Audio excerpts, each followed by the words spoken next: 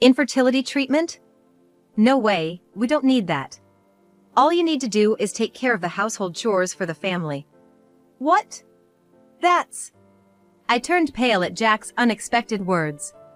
It was as if he was treating me like a mere housekeeper. I spent every day holding these feelings of frustration. Then, while cleaning Jack's room, I discovered something. It was a childbirth DVD of a woman I didn't know. Who is this woman? As I was at a loss for what to do, a man named Michael appeared. I enlisted Michael's help to expose Jack's infidelity in front of our relatives. In our family, it's a tradition to gather at the main house on New Year's Eve. I made a proposal to my in-laws to get their cooperation. Can we hold this year's end-of-year gathering in the annex where we live? After I explained everything step by step, my in-laws agreed. And so, my revenge against Jack began. I am Maria, a 40-year-old housewife, married for 3 years. I married at 37 and wanted to have children soon. However, even after 3 years, I was unable to get pregnant. I married Jack, 3 years my senior, through a matchmaking arrangement. Our family is well known locally.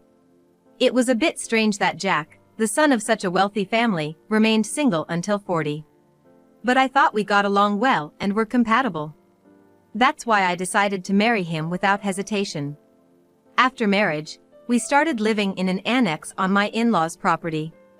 Eventually, we were supposed to live with my in-laws, but that seemed natural since I married the only son of a good family. My in-laws cherished me as their daughter-in-law. My father-in-law is a bit difficult, but my mother-in-law is very kind. So, I thought we would get along well. Then, as Jack wished, I quit my job and devoted myself to helping out with family chores. I've always liked helping others. I was supposed to start a happy married life, just like in my dreams. However, about a year into the marriage, Jack started to change. Initially, Jack was kind. But recently, his attitude towards me became indifferent. When he came home from work, he wouldn't even say I'm home. Instead, he would say, "Wash this and iron it," handing me his crumpled shirt. The only time he talked to me at home was to give me chores. Did I do something to offend him? While thinking this, I reflected on my actions since getting married. But I couldn't think of anything that would have angered Jack. Still concerned, I decided to talk to my mother-in-law. Jack has been cold to me lately. He doesn't talk to me except when giving chores. Did I do something wrong? When I asked, my mother-in-law smiled kindly and answered, "Jack is just like his father. My husband was the same after we got married. Maybe Jack, like his father, finds it embarrassing to talk to his wife. So, it's nothing to worry about? Well, isn't that just the way it is with marriage? As time goes by, you'll come to understand each other better." Hearing my mother-in-law say that, I felt a bit relieved. My in-laws have a very good relationship now. So, I think that if Jack and I are married for many years, we'll get along well too. That's what I thought, feeling reassured. But first, if we have a child, maybe Jack will change. I've always liked kids and want to have my own soon. For that reason, I check my basal body temperature every morning and look for the best days to conceive. I've also been living a healthy lifestyle to increase my chances of getting pregnant. Still, after 3 years of marriage, there was no sign of pregnancy.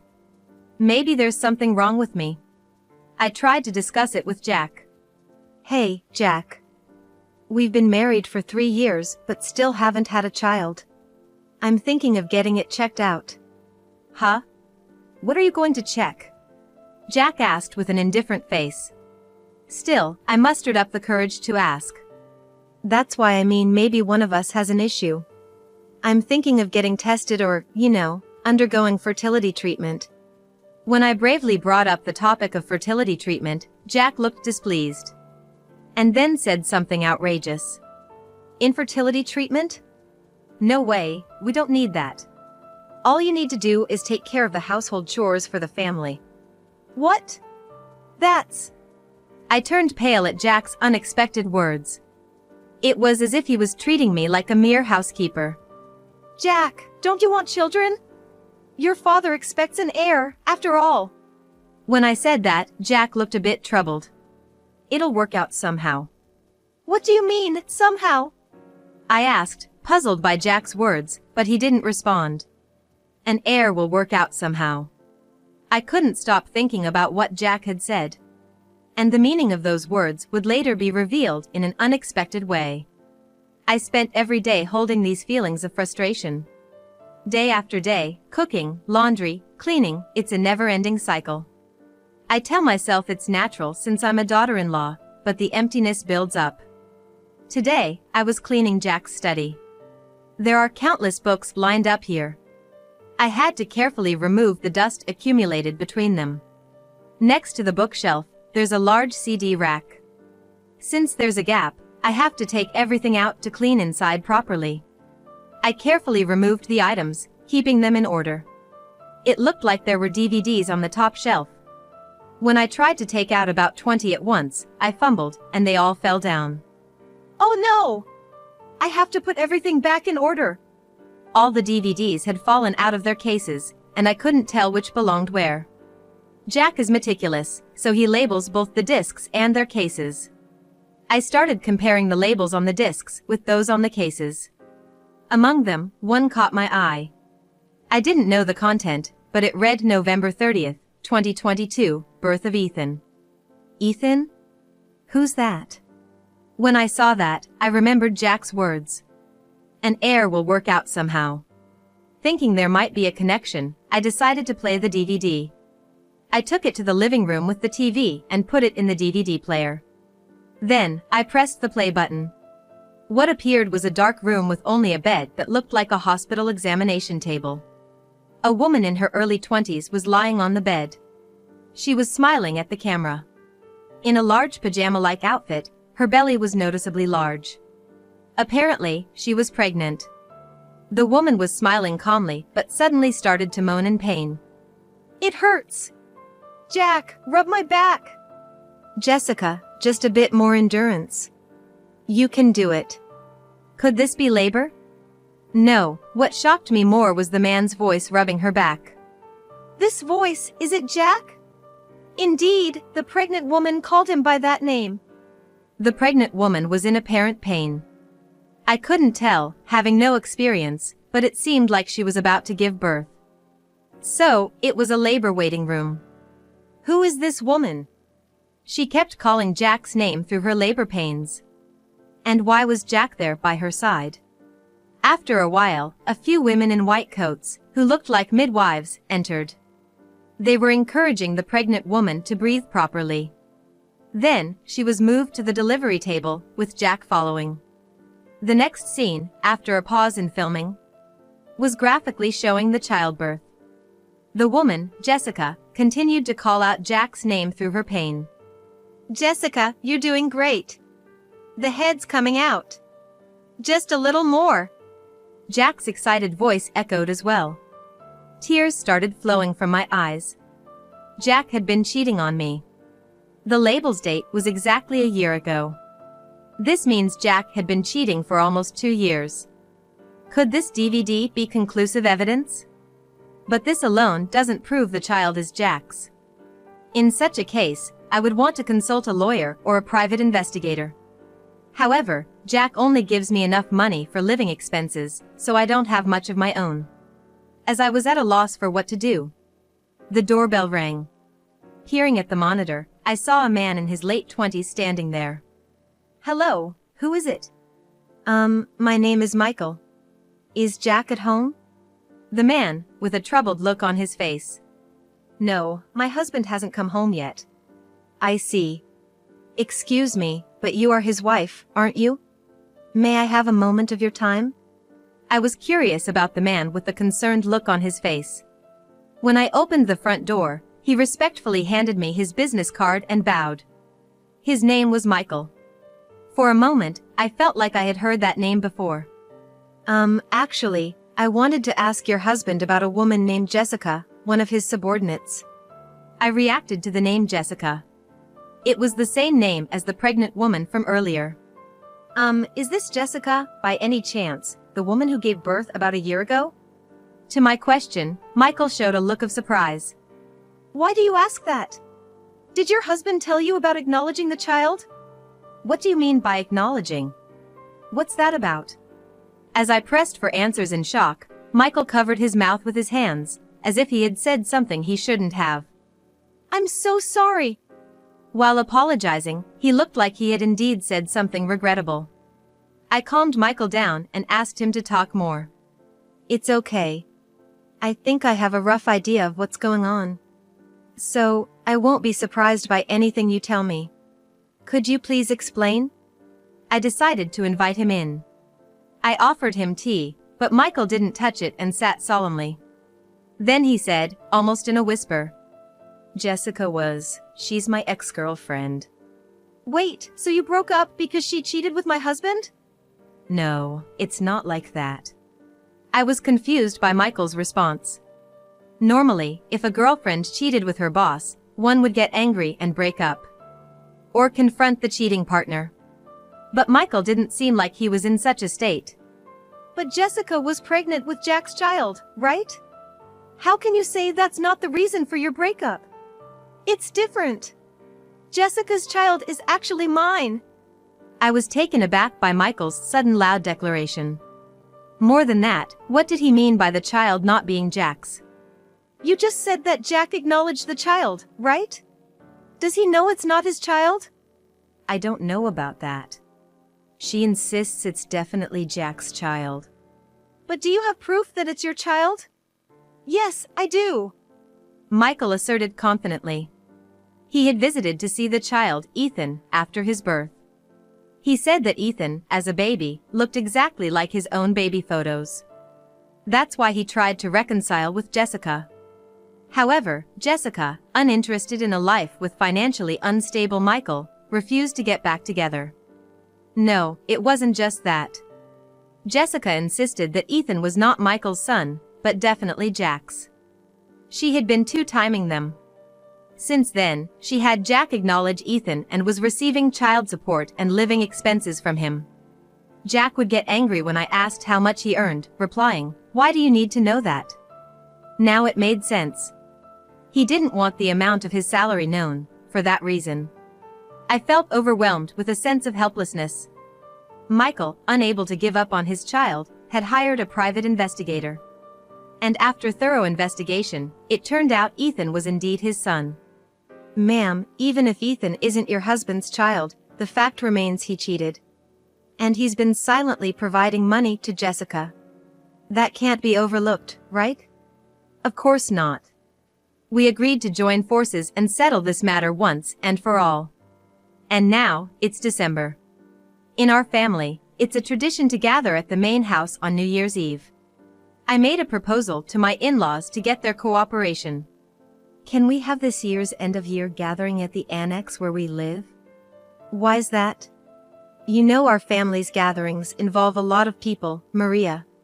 Yes, I know. Preparing the meal is a big task. To get their cooperation, I had to tell the truth. I started by telling my in-laws what Michael had shared, to avoid shocking them suddenly. Then, I decided to show them the DVD. My father-in-law, eyes widening, watched in disbelief and uttered, "What is this?"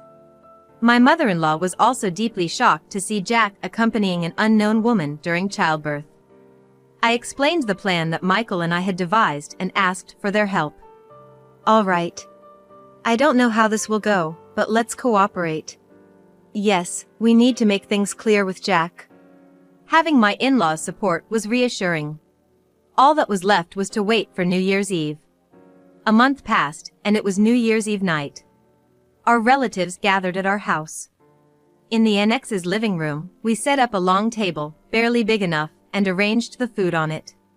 The relatives all wondered, why are we gathering here? Before we began eating, my father-in-law stood up to address everyone. Good evening, thank you for joining our family's traditional gathering. It's a bit cramped, but today, we have something important to show you, which is why we're gathered here in the young couple's annex. We don't have the equipment to play this DVD back in the main house. When my father-in-law said that, I also stood up. Ladies and gentlemen, before we dine, please watch this video. I said this, turned on the TV, and started preparing the DVD player. "What is it? Some interesting video?" Jack asked me with a smirking expression, unaware of the fate that awaited him. As soon as I pressed play, Jack's face froze. Suddenly, the labor waiting room appeared, with Jessica lying down. "Is this? Hey, stop it, Maria!" The relatives around us began to murmur in confusion. "What's this all about? Who's that pregnant woman?" All eyes turned to Jack. Realizing the trouble, Jack frantically searched for the DVD player's remote. But anticipating this, I had hidden the remote. When Jack realized the remote was missing and approached the DVD player, my father-in-law held him back. "Stop! Please stop!" Jack struggled to stop the playback. But my father-in-law and I firmly restrained him. "Jack, don't make it worse. Just watch quietly, Jack." Hearing his parents' words, Jack, almost in tears, fell silent. Meanwhile, the childbirth DVD continued playing. "Is this Jack's secret child? Oh my! To think someone in our family has a mistress. If this gets out, we won't be able to show our faces around here." Amid the uproar, with some relatives crying, I addressed everyone to calm them down. "Everyone, please calm down. This baby being born is not Jack's child." "But Jack was there, right? The pregnant woman kept calling his name in pain." Everyone looked at me, confused. Jack was the most shocked of all. "Maria, how did you know that?" "Oh? So, you knew it too? That he wasn't your child?" When I pressed him, Jack covered his mouth with an awkward awe. "Why did you acknowledge him if you knew he wasn't yours? And you've been paying child support every month." Well, that's..." Jack, sweating on his forehead, was at a loss for words. "Acknowledgement? Child support? And yet he's not your child? Explain that properly." "Yeah. We can't accept this as it is." Everyone was accusing Jack in unison. But Jack himself couldn't seem to spit out the truth. My mother-in-law, unable to hold back any longer, prostrated herself in front of everyone, crying, "Everyone, I am so sorry. It was my fault for not raising him right." While sobbing, I rubbed her back with both hands. "No, it's not your fault. I am going to call someone who will testify now." "That's right, I forgot. I'm sorry for losing my composure." My mother-in-law raised her tearful face. Jack, sensing something was off, confronted me. "What's going on? What are you all planning?" "Quiet, Jack. This mess is your fault in the first place." "Yes, even if the child isn't yours, the fact remains you cheated." The room fell silent at the in-laws' words. It was about time to make the call. I took out my phone and dialed someone. A few minutes later, the doorbell rang. It was Michael, who had been waiting nearby. Behind Michael was Jessica, carrying Ethan. When I let them into the living room, the relatives started murmuring. "Isn't that the pregnant woman from before?" "Yes, that's her. And this man, Michael, is the real father of the child." I introduced Michael to everyone as planned. Michael followed our plan perfectly, bringing Jessica with him. The plan was this. Michael went to Jessica and told her that Jack's family had found out about his secret child. He lied that Jack could no longer pay child support and was transferring custody to Michael. Believing this, Jessica would surely panic. So Michael said, "I can't suddenly become a father," and suggested they come to our house to discuss child support. Normally, a mistress wouldn't come to the house. But Jessica seemed desperate for money. Thinking Jack would help her, she came. Because Michael knew how Jessica would think, he brought her here as planned. As expected, Jessica yelled at Jack on seeing him. "What? You're not paying child support anymore? And even giving custody to this poor man is cruel." "What? I didn't say any of that." "Tricked you, Jessica." "What? It was a lie?" "Yes. The part about my wife finding out is true. That's why you had to come here. To pay for your cheating and tricking us into child support." "That's terrible. You tricked me." But it's true that I, Jack's wife, found out. So, it was necessary for you to come here. To make amends for cheating and deceitfully taking child support. Hearing my words, Jessica's face gradually turned pale. It's not a lie. Ethan is definitely Jack's child. That's right. Ethan is my son, and I plan to make him my heir. Jack defended Jessica, saying that. But the relatives were not going to stay quiet about such a claim. What? You were planning to make someone else's child our heir? My father-in-law shouted in anger, and everyone else joined in with their complaints. In the midst of this, Jack boldly stated, Maria can't have children. I'll divorce her, the useless wife, and remarry Jessica, who gave birth to my heir, even if he's not my child. The room went silent for a moment. Then, my mother-in-law clung to Jack and said, How can you abandon Maria, who has devoted herself as our daughter-in-law? That's too much, Jack. I have no choice. Dad always wanted an heir. No, I won't accept it. Don't you realize how much Maria wanted a child? I knew she consulted you about it. And yet, what did you do? Told her to just do the housework, treating her like a mere housekeeper. I was moved to tears by my father-in-law's passionate defense. Why would Dad know all that? Did you snitch, Maria? Idiot. We live right next door. Everyone hears your voice. And I won't recognize that heir. Hearing this, Michael also spoke up to Jack. Jack. About this heir thing. There is evidence that Ethan isn't your child. Evidence? I hired a private investigator to look into it.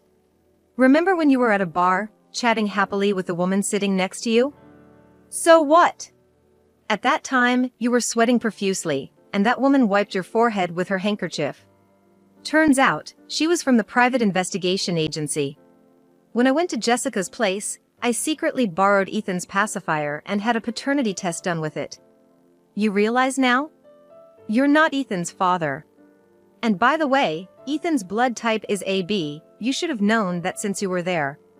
Maria, what's your husband's blood type? O type, so there's no way they can be related. Jack said he was a type when filing the acknowledgement, knowing Jessica is B type. For the record, I'm a type. With these facts revealed, Jack nearly broke into tears. I got tested. The results said it was highly unlikely for me to father a child. Hearing this unexpected fact from Jack, I couldn't hide my surprise. Why didn't you tell me earlier? We could have sought treatment. I was embarrassed. And with the neighbors watching, I couldn't go for treatment. So, I acknowledged Ethan. That's impossible now. Silently give back the custody to his real father, Michael. No! Stop it! Suddenly, Jessica, who had been silent, burst into tears. I wanted to bear Jack's child and become part of this family. I don't want this poor man. What? Who's poor? That's right. Michael isn't poor. Michael and I looked at Jessica as if mocking her. What are you talking about? Michael works at a small town factory with a low salary. Are you just pretending? At Jessica's loud voice, Ethan in her arms started crying. Michael quickly approached and embraced Ethan firmly. Poor thing. You're a mother, don't shout like that. There, good boy. As Michael soothed Ethan, the boy stopped crying and smiled. You can see Ethan knows his dad, even if they haven't lived together. And Jessica, Michael isn't just pretending. I handed Ethan to Michael, letting him explain further. I work at a subcontractor for my parents' company. What? What does that mean? Ever heard of M Corporation? Asked by Michael, Jessica opened her mouth in shock. That's the biggest local company. You mean you're related to that? That company is managed by my father. As his successor, I'm learning about the fieldwork at its subcontracting factory. Knowing this unexpected fact about Michael, Jessica was left gaping in surprise. Then, suddenly, she smiled happily and said, Yay! So Ethan's dad is going to be the company president? Then I'll be the president's wife someday. Jessica, thinking such convenient thoughts, snatched Ethan from me. Hugging him tightly, she said, "Ethan, we'll live with Dad from now on." "No. I'll take Ethan, but I won't be with you. I'll raise him at my parents' home." That seemed only natural to me. However, Jessica, turning pale, desperately resisted. "Why? I'm his mother. Why would you do that?" "Of course. You've been nothing but lies, chasing after men with money. How can anyone trust you?" "No, I won't lie anymore. Please. Let me stay with Ethan. He needs me." Jessica looked at Michael pleadingly. But Michael's decision was unwavering. Ethan was even trying to look away from Jessica. She no longer had the right to be a mother. "Jessica, there's something you need to say first. You had an affair with your boss, and now his wife and relatives are here. Shouldn't you apologize?" Well, that's..." Jessica was at a loss, with the relatives watching. I seized the opportunity to confront her. "Well, regardless of whose child it is, your affair with Jack is a fact. We'll be demanding proper compensation for that." "No! I don't want to." "What a shameless woman. Settle your dues properly." The relatives echoed the sentiment. "And of course, Jack, you'll be paying compensation too." I looked sternly at Jack. Then, my father-in-law also spoke to Jack. "Not just that. Having someone in our family causing such a scandal is a disgrace to us in the eyes of society. Therefore, Jack, you must leave our house." "Yes, he's a disgrace to the family." "Right. Leave now." The relatives' accusations made Jack shrink. Then, he looked at me with pleading eyes. "Maria, I was wrong. I'll pay the compensation. Please help me." I was speechless at his pathetic state. But Jack, undeterred, continued. "Wait, if I'm kicked out, you'll struggle too, right? So ask Dad to let me stay. He'll listen if you ask." "No, that's not necessary. I'll also leave after divorcing you," I firmly responded. Feeling relieved, I couldn't help but notice Jack's bewildered expression. "What are you talking about? How will you live if you leave? A housewife like you can't make it on her own." "No, that's fine." Michael suddenly interjected, surprising Jack even more. "Jack, didn't you know? Maria was the secretary to the president of my company before she got married. My dad still laments losing her. She was the best secretary he ever had. So, after the divorce, she'll work for us again." Yes, I had been the secretary to the president of M Corporation before getting married. Jack, who showed no interest in my job at the matchmaking meeting, had no idea. Michael never showed his face at the company when I was working there, so we didn't recognize each other. That's why when I first met Michael, his name sounded familiar, like I had heard it somewhere before. "That's the situation, Jack. So please, divorce me." Maria was such a good daughter-in-law, but I understand. Miyoshi's president is a good acquaintance of mine, so we'll likely keep in touch with Maria. Yes, I want to keep in touch with Maria too. Thank you. I hope to continue our relationship. Tears in my eyes, I clasped hands with my in-laws. Then, Michael left with Ethan. Jessica stayed behind for negotiations on compensation. The same was true for Jack. We couldn't just let him leave without discussing compensation and property division, which lasted until morning. As a result of the discussions, we split the marital assets and Jack paid me a compensation for his infidelity. And so, Jack was disowned by his in-laws. Having never lived outside his family's property, Jack struggled even with the moving arrangements. Furthermore, his workplace's boss was acquainted with my former father-in-law. The rumor of his affair with Jessica, his subordinate, spread quickly. Needless to say, his colleagues' attitudes towards him changed for the worse. Jessica resigned early and returned to her parents' home.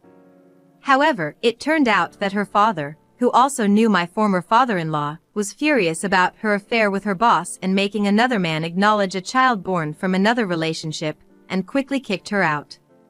Now, after paying me the compensation, Jessica is said to be working at a nightclub, her savings depleted. All this information came from my former father-in-law, with whom I still keep in contact. I was again amazed by the extent of his connections. Eventually, Jack, too, resigned from his job after much personal turmoil.